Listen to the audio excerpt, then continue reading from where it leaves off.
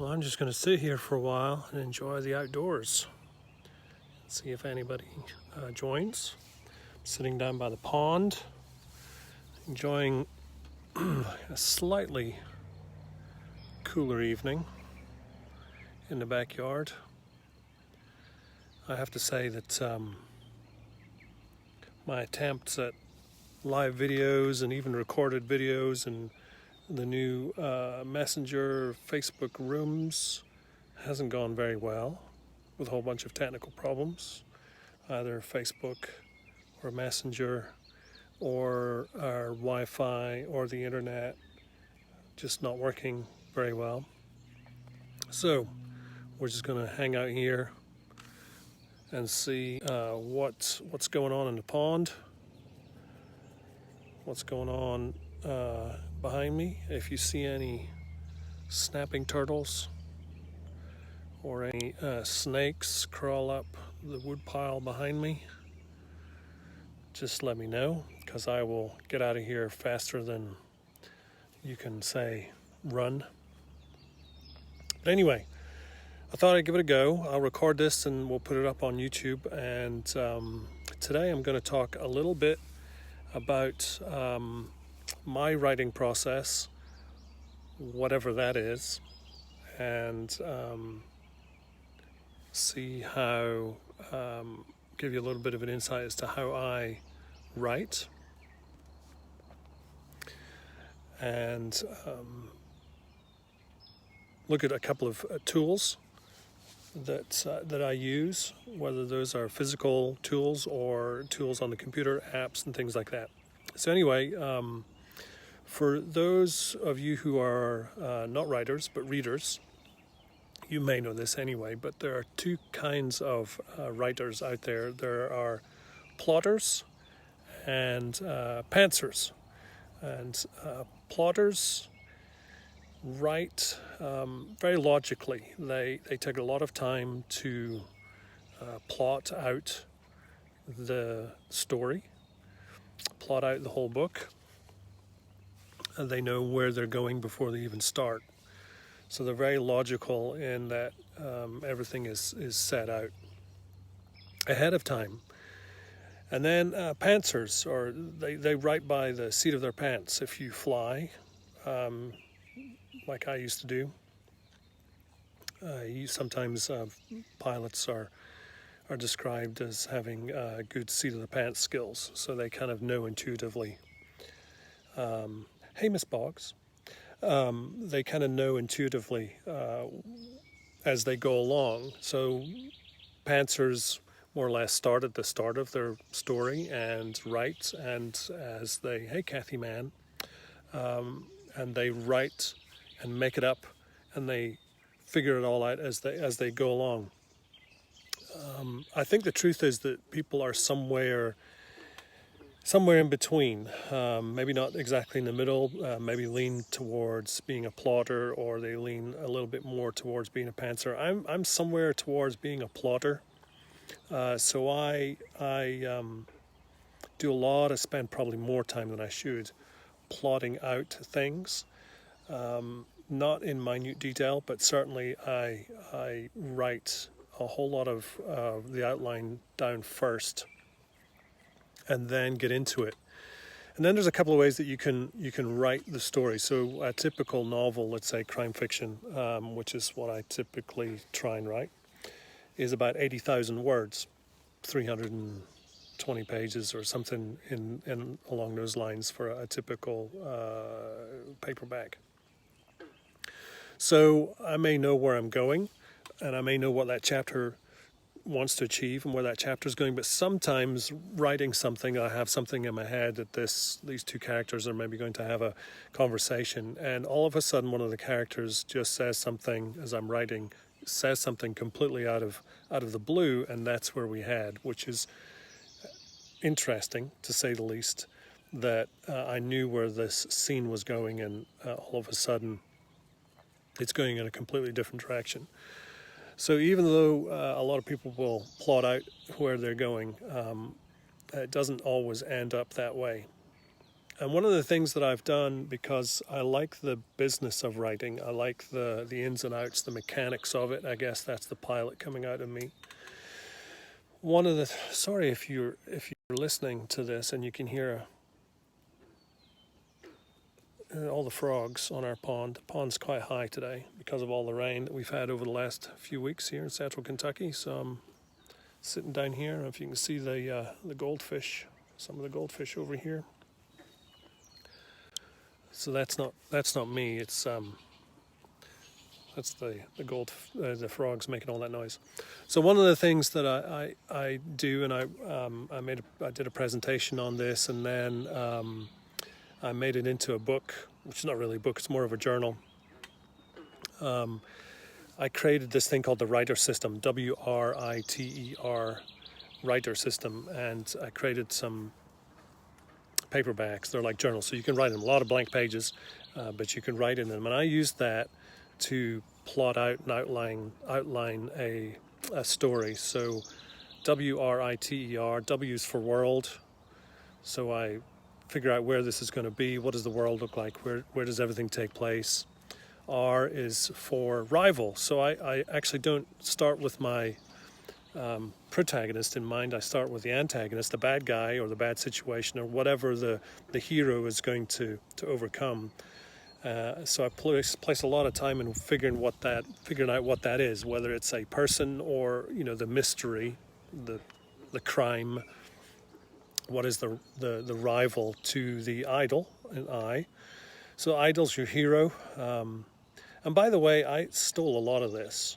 I say stole, that's probably a strong word, but Chris Fox, chrisfoxwrites.com. Chris has some really good videos on this kind of stuff, outlining and plotting and things like that. So a lot of this stuff comes from him and some other places. So I for idol. T is for twists. What are all the twists going to be through the story, obviously more towards the end. E is for and or ending. How is it going to climax, the payoff, the first payoff, second payoff, things like that. And the final R is for resolution. So if we answered all the questions that we've kind of posed throughout the story, have we resolved all the story arcs or character arcs? And again, you can do that and still leave a cliffhanger if you're writing a series that maybe leads on to the second book. So writer, WRITER, world, rival, idol, twists, end or ending, and resolve or resolution, writer. And I'm going to produce some bits and pieces on my website about that kind of stuff. So talking about website, and I know that I probably should have charged my battery on my phone before I started this, but some of the tools that I use for writing, I primarily use a software called Scrivener. Wonderful bit of kit. It's very, very powerful. Probably only use about 10 to 15% of what it's capable of. And so that's my main writing tool as far as getting things down to a point where it's in order, book-like, before I go and format that.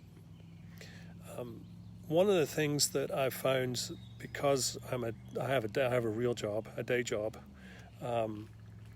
is that I spend a lot of time in front of the computer. So the last thing I want to do at the end of a day in front of a computer is sit down at a computer and write some more. So that is an excuse, I know. So I have gone back to using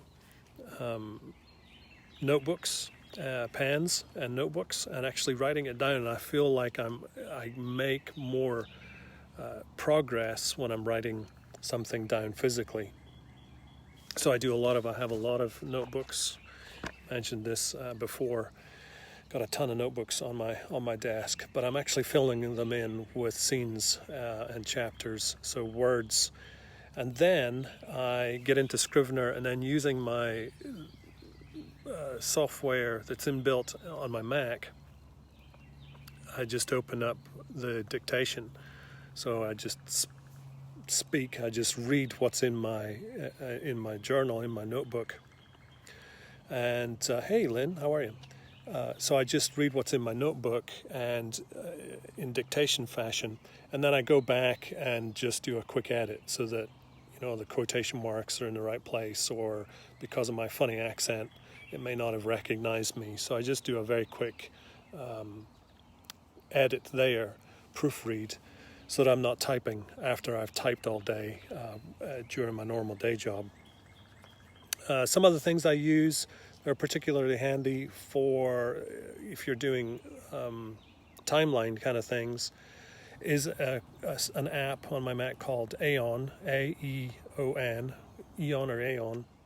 There are a couple of versions on that. The latest one is Aeon Timeline 2, and it's good for timelines, just like it says on a biscuit tin. So that's really, really handy. I've started using Plotter, P-L-O-T-T-R, and Plotter does a couple of things for you. You can use that to plot out your story, but the way I'm using it is for a story Bible or a character Bible. So it's my one place that I'm keeping all the notes on locations and the character descriptions and things like that.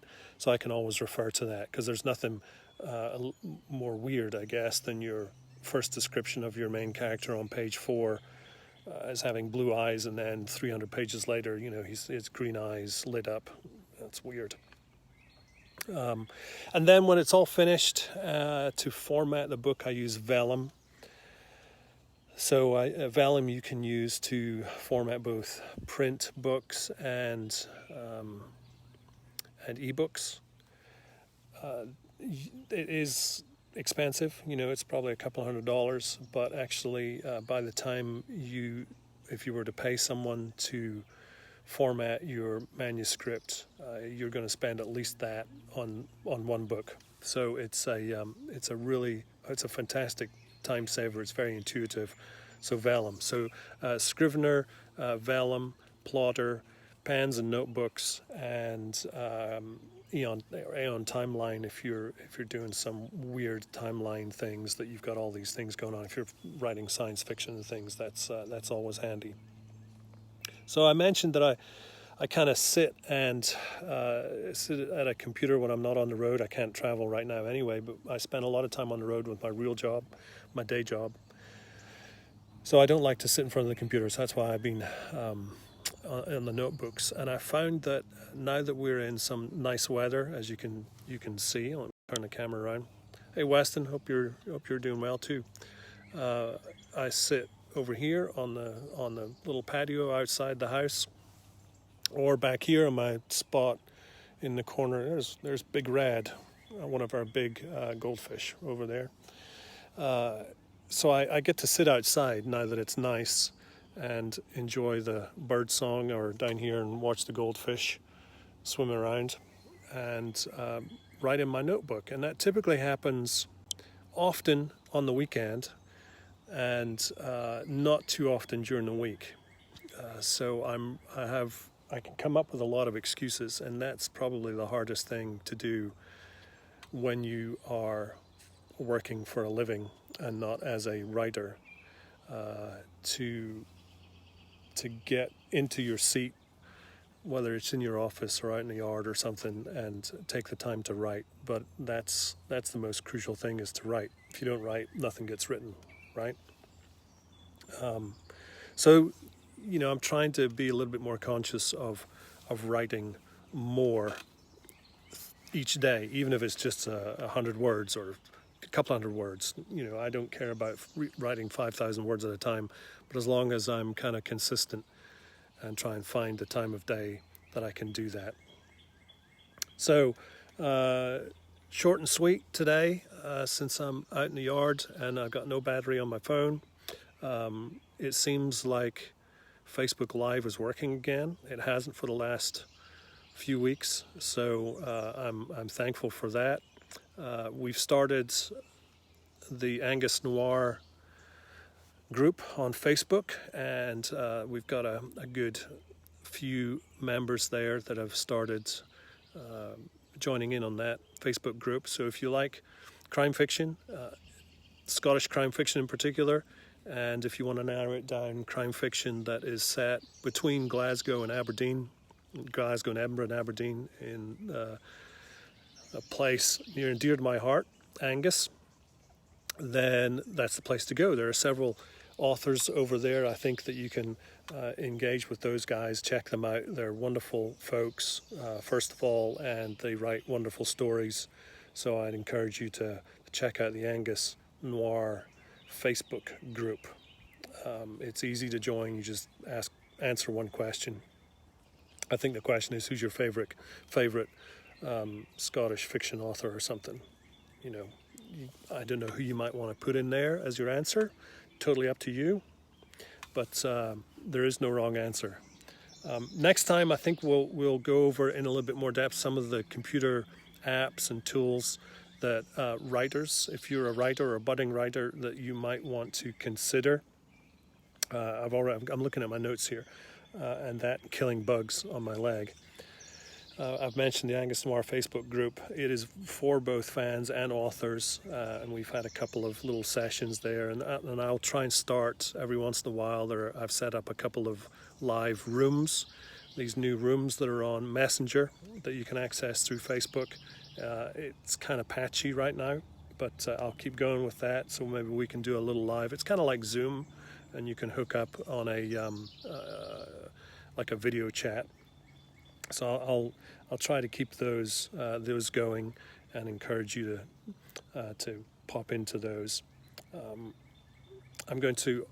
am recording these, so I'll put those up on Facebook, and I've got a couple plans for other just regular Facebook videos that are not part of Facebook Live. So with that, hope everybody has a great couple of days. I know here in the States, obviously, it is Memorial Day weekend. So tomorrow we have another day of sitting back and enjoying this warm weather. Wherever you are, if you're still stuck somewhere. I know that in the UK it's a bank holiday Monday, so the same for you. Kevin Nods McDonald, how in the world are you? You and I need to hook up sometime. It's been far too long. So from me and all the fish before my phone dies, one more look at all the fish. I don't know if you can see them. They're over there somewhere and over there somewhere. And all the birds that are chirping and all the frogs the frogs have gone quiet. They're not doing anything. And hopefully behind me, I'm going to make sure that there are no snakes on the wood pile back there. Oh gosh, I hope not. And the ducks back over yonder are fairly quiet right now as well. So with that, I wish you all a safe holiday Monday. Here in the United States, it's Memorial Day, so we take the time to thank and remember everybody that have served. So if you have served on either side of the Atlantic, we appreciate that. The sacrifice of many, too, that allows us to sit out here in the sunshine and write silly stories about bad things in Scotland. So I appreciate that. I look forward to seeing everybody on Facebook again. We'll try this again. Same time next week, Sunday at 5 Eastern time here in the States, 10 o'clock before you all go night-night in the UK. So take care.